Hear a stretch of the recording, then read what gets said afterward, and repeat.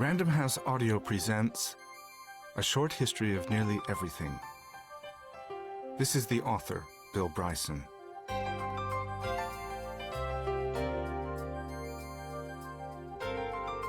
A Short History of Nearly Everything.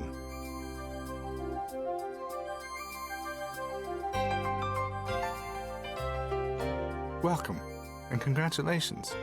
I'm delighted that you could make it. Getting here wasn't easy, I know. In fact, I suspect it was a little tougher than you realize.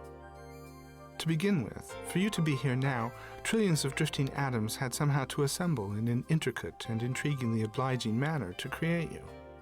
It's an arrangement so specialized and particular that it has never been tried before, and will only exist this once. For the next many years, we hope, these tiny particles will uncomplainingly engage in all the billions of deft cooperative efforts necessary to keep you intact, and let you experience the supremely agreeable but generally underappreciated state known as existence. Why atoms take this trouble is a bit of a puzzle. They are mindless particles after all, and not even themselves alive. It is a slightly arresting notion that if you were to pick yourself apart with tweezers, one atom at a time, you would produce a mound of fine atomic dust, none of which had ever been alive, but all of which had once been you. Yet somehow, for the period of your existence, they will answer to a single overarching impulse: to keep you you. The bad news is that atoms are fickle, and their time of devotion is fleeting indeed. Even a long human life adds up to only about 650,000 hours. And when that modest milestone flashes past, for reasons unknown, your atoms will shut you down, silently disassemble, and go off to be other things. And that's it for you. Still, you may rejoice that it happens at all. Generally speaking, in the universe, it doesn't, so far as we can tell. Whether or not atoms make life in other corners of the universe, they make plenty else. Indeed, they make everything else. Without them, there would be nothing at all anywhere. So thank goodness for atoms.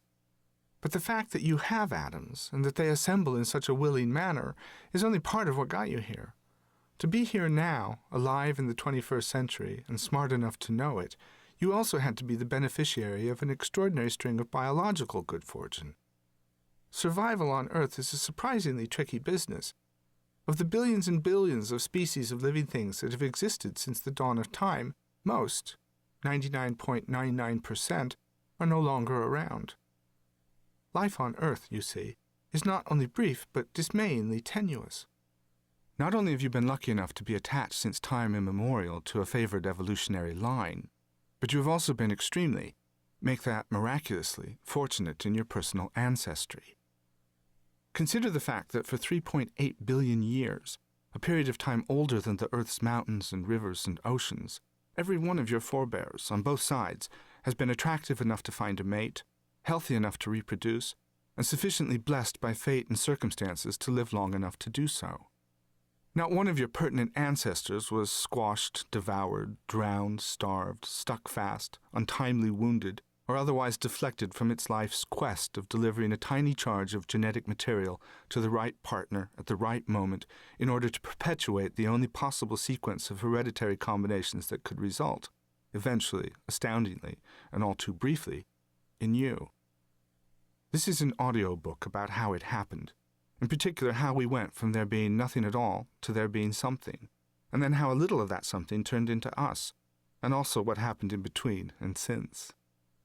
That's a great deal to cover, of course, which is why this audiobook is called A Short History of Nearly Everything, even though it isn't really. It couldn't be. But with luck, by the time we finish, it may feel as if it is. Anyway, we have a great deal of ground to cover, and much less than 650,000 hours in which to do it. So let's begin.